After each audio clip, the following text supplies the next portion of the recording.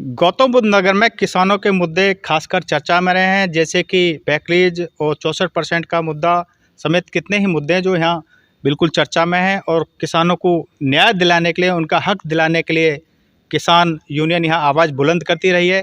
और हमारे साथ मौजूद हैं भारतीय किसान यूनियन अम्बावता के उत्तर प्रदेश अध्यक्ष डॉक्टर विकास जतन प्रधान।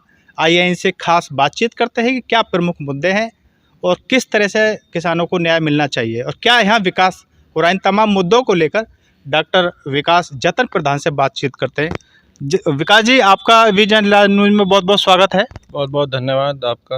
अच्छा, पहला सवाल ये है कि आपने जो जतन जी के बाद जो पारी शुरू की वो भारतीय किसान यूनियन अम्बावता से शुरू की और उसके बाद आप किसान एकता संघ में चले गए और आज फिर आप भारतीय किसान यूनियन चौधरी अम्बावता में उत्तर प्रदेश अध्यक्ष थे, ऐसा क्यों? मेरी जो शुरुआत हुई है वो भारतीय किसान यूनियन अम्बावता से ही हुई है, लेकिन नेताजी पहले अम्बावता में थे, फिर एकता में चले गए, फिर वापस अम्बावता में आए थे। तो जहाँ जो संगठन किसानों की लड़ाई नहीं लड़ना चाह रहा हो, अपने हित के लिए सोच रहा हो, तो हम ऐसे संगठन में हम हमेशा किसानों की लड़ाई लड़ते हुए आए और लड़ते रहेंगे। और विचारधारा हमारी सच्ची है और किसानों के साथ है, इसलिए हम भारतीय किसान यूनियन अम्बावता में आए। अच्छा, यहाँ पर ये पहला सवाल ये उठता है कि चौधरी जतन प्रधान जी इस क्षेत्र के एक ऐसे संघर्षशील नेता रहे हैं जो कि किसानों की आवाज़ को हमेशा बुलंद करते रहे। आज वो नहीं हैं, आप उनके सपनों को पूरा करने के लिए लगातार संघर्ष कर रहे हैं। तो ऐसे क्या सपने थे किसानों के लिए, गरीब मजदूरों के लिए, जो कि अधूरे रह गए, आप उन्हें पूरा करना चाहते हैं? स्वर्गीय जतन प्रधान जी जो मेरे प्रेरणा स्रोत भी हैं और उनके विचारों को लेकर जब तक जीवन रहेगा मैं हमेशा दबे कुचले और किसान की आवाज़ को बुलंद करता रहूँगा। उनका हमेशा विज़न ये रहता था कि किसी भी क्षेत्र में चाहे किसान हो, मज़दूर हो, उनकी बातों को दबने नहीं दिया करते थे, उनको हमेशा उठाने का उन्होंने काम करा है। उनके ही विज़न को लेकर मैं आज आगे बढ़ रहा हूँ, चाहे किसी भी क्षेत्र में हो। एजुकेशन में उन्होंने जो हम एक शिक्षा समिति चलाते हैं पिछले 10 साल से, उसमें खेल से रिलेटेड हो, एजुकेशन हो, उन्होंने हमेशा उनको सम्मानित करने का काम करा है। और उन्हीं की नीतियों को लेकर मैं आज आगे बढ़ रहा हूँ और जब तक हमारा संघर्ष जारी रहेगा, जब तक एक अच्छे मुकाम पर हम लोगों की मदद करते रहेंगे लगातार। अच्छा, चूँकि आपका जो परिवार है वो एक शिक्षा प्रेमी रह चुका है, अब हम यहाँ बात करते हैं जो सरकार है उसके द्वारा शिक्षा के क्षेत्र में क्या कुछ किया जा रहा है, क्षेत्र के लिए क्या कुछ किया जाना बाकी, कितने आप संतुष्ट हैं? शिक्षा के क्षेत्र में जैसे यहाँ स्थानीय विधायक हैं, उनको सोचना चाहिए। शिक्षा के क्षेत्र में जैसे सरकार से कई चीज़ें मिली हैं, वो खींच के एक साइड ले गए हैं। उनको ये लगता है कि इधर इंसान नहीं रहते हैं, दूसरी जाति के लोग रहते हैं, जिससे कि वो उनको शिक्षित करना नहीं चाहते हैं। और शिक्षा ही एक मूल मात ऐसा है जिससे आप अपने क्षेत्र का भला कर सकते हो, अपने समाज का भला कर सकते हो। शिक्षा ही एक ऐसा वेपन है जिससे आप बड़ी से बड़ी ऊंचाइयों तक पहुंच सकते हो। और शिक्षा के क्षेत्र में जैसे हम एक स्कूल भी चलाते हैं और समिति भी जो चलाते हैं, हमेशा ये हमारा ये रहा है कि जिस भी बच्चे को एजुकेशन की कमी रही हो, कोई बात रही हो, तो हमें उसकी हमेशा मदद करते हैं, जिससे कि वो आने वाले समय में शिक्षा में एक बड़े मुकाम पर पहुँचे। और हम यही कहना चाहेंगे सरकार से कि सबको एक समान सोच के और सबको शिक्षा का अभाव जहाँ है वहीं ये कॉलेज और स्कूल खोले जाएं, जिससे कि उन लोगों को लाभ मिल सके, ना कि एक अपने क्षेत्र में आप सब चीज़ों को खींच के ले जा रहे हैं।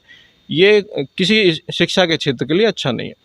जैसे कि आप कह रहे हैं कि जो विधायक जी अपने क्षेत्र विधायक हैं, उन्होंने शिक्षा को लेकर एक भेदभावपूर्ण रवैया अपनाया, तो ऐसा तो नहीं है? विधायक जी ने जो 3 यहाँ डिग्री कॉलेज मंजूर करवाए हैं, जिसमें कि एक जेवर वाला भी शुरू हो चुका है, रबूपुरा वाला भी शुरू हो चुका है, अब दनकौर जो ब्लॉक स्तर का जो है वो भी जल्दी ही प्रस्तावित है, जल्दी ही वो मूर्त रूप में आने वाला है।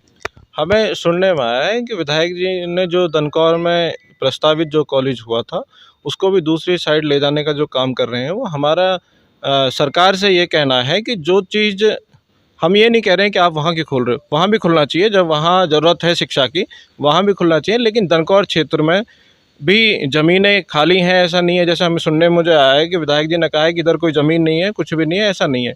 इधर भी खाली क्षेत्र हैं, यहाँ भी कॉलेज बन सकता है, इधर भी लोग रहते हैं।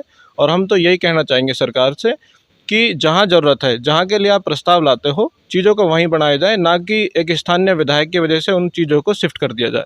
हमारा यही कहना है। अच्छा, भारतीय किसान यूनियन अम्बाब तक के उत्तर प्रदेश अध्यक्ष होने के नाते क्या कुछ मुद्दे चल रहे हैं?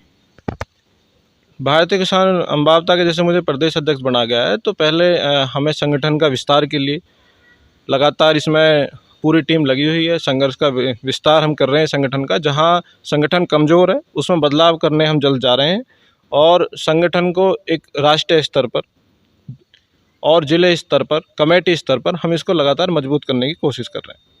जैसे कि किसानों के मुद्दे की बात करें तो अपना जो एक इंटरचेंज है जो कि यहाँ यमुना एक्सप्रेस से बनने वाला है, दूसरा 64% का है मुद्दा और तीसरा बैकलीज का है। क्या कुछ इसमें जो प्राधिकरण के द्वारा या सरकार के द्वारा क्या किया जा रहा है?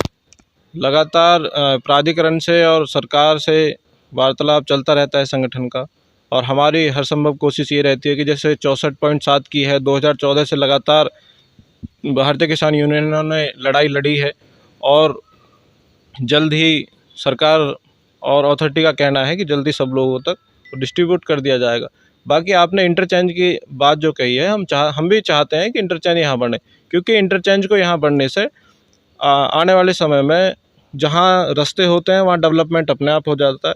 तो हमारा जो सोच है, हमारे जो मन है, ये है कि यहाँ इंटरचेंज बनाया जाए जल्द से, जिससे कि आसपास के गाँवों को, आसपास के किसानों को इसका लाभ मिले, क्योंकि जहाँ रोड होते हैं वहाँ इंडस्ट्री भी खुलती है और भी कई चीज़ें खुलने का यंत्र रहता है। इसलिए हम चाहेंगे कि इंटरचेंज बनने के सरकार जल्द से जल्द संभावनाएं निकालें।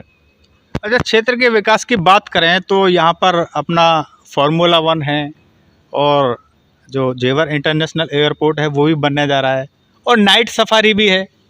तो आप कितना खुश हैं कि सरकार जो विकास करा रही है उत्तर प्रदेश सरकार, वो क्या धरातल पर देखने को मिल रहा है?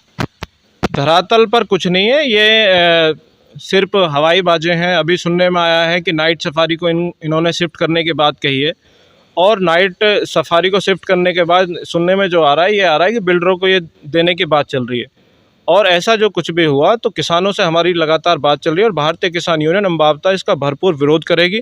यहाँ कहीं भी कोई फ्लैट नहीं बनने दिया जाएगा। यहाँ जो इनको ये चीज़ लैंड चेंज करनी भी है तो इसका इंडस्ट्री में करें, जिससे कि यहाँ आसपास के लोगों को, किसानों को इसका लाभ मिले, यहाँ के लोगों को रोज़गार मिले। फ्लैट आने से कौन सा रोज़गार मिलेगा? और जब किसानों पे लगातार अत्याचार जो हो रहे हैं, आप लगाओ पूरा एक्सटेंशन में बात हुई थी इंडस्ट्री की, वहाँ सारे में फ्लैट उन्होंने बना दिए हैं। और यहाँ ऐसा सुनने में जो आ रहा है, ऐसा सरकार ने जो करा, तो यहाँ भारतीय किसान यूनियन अम्बावता इसका विरोध करेगी और यहाँ बनने नहीं दिया जाएगा। यानी आपका ये कहना है कि जो नाइट सफारी है वो यहाँ से हटा के यहाँ कुछ दूसरा प्रोजेक्ट लाया जा रहा है? ऐसा सुनने में आ रहा है, और ऐसे सुनने में जो आ रहा है, ऐसा हुआ तो भारतीय किसान यूनियन अम्बावता इसका भरपूर विरोध करेगी, जो ऐसा हुआ तो। अंत में आप किसानों से क्या अपील करना चाहते हैं? अंत में किसानों से यही अपील करना चाहेंगे कि जो अभी फसल है और किसानों के मुद्दे ऐसे हैं, किसान जैसे सरकार ने, आप देख रहे हो कि पूरे रात किसान को जागना पड़ता है। खेती में जो आपने देखा है कि सांड, बिजार, भैंस ऐसे ही घूम रहे हैं, खेती का नुकसान कर रहे हैं।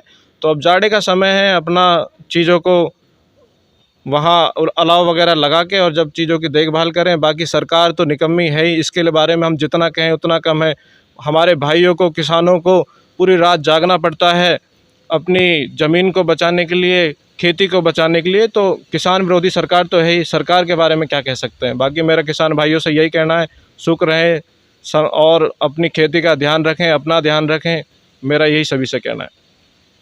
तो ये थे भारतीय किसान यूनियन अम्बावता के उत्तर प्रदेश अध्यक्ष डॉक्टर विकास प्रधान, और इनका ये साफ कहना है कि जो किसानों के मुद्दे हैं, चाहे वो 64% का मुद्दा हो, चाहे वो बैकलीज का मुद्दा हो, चाहे वो इंटरचेंज का मुद्दा हो, वो सरकार और प्राधिकरण की ओर से एक निश्चित प्रक्रिया के तहत वो सुलझाए जाएंगे।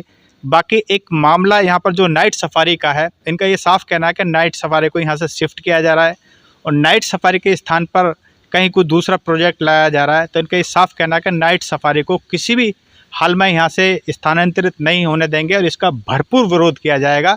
और इनका ये कहना है कि जो यहाँ विकास हुआ है वो पूरी तरह से धरातल पर नहीं हुआ और इन्होंने इस सरकार को निकम्मी तक बताया है।